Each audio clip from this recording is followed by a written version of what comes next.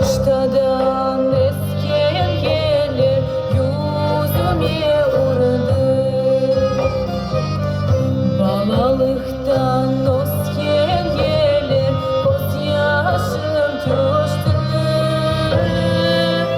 Ben bu yerde yaşamadım, yaşlılığıma doyalamadım, vatanıma hasret oldum.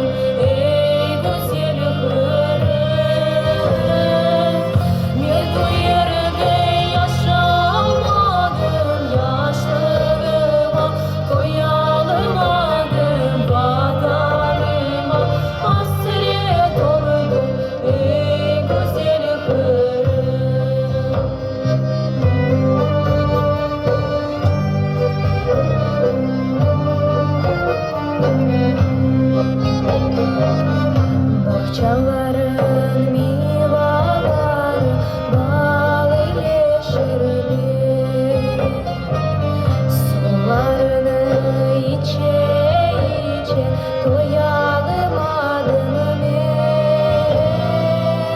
ben bu yerde yaşamadım, yaşlılığıma doyalamadım, vatanıma hasret oldum.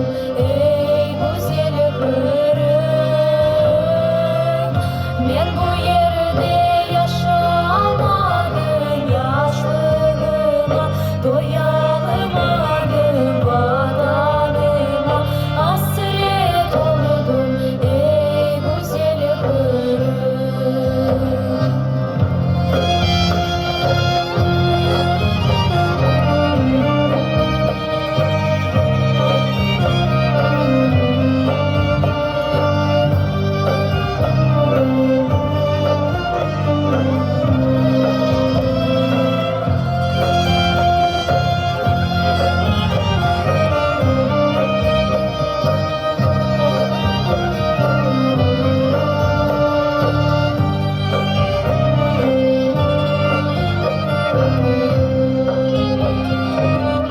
Balaçağa vatanımdı, göz yaşım töker. Harplarımı seni çayıp dualar eder.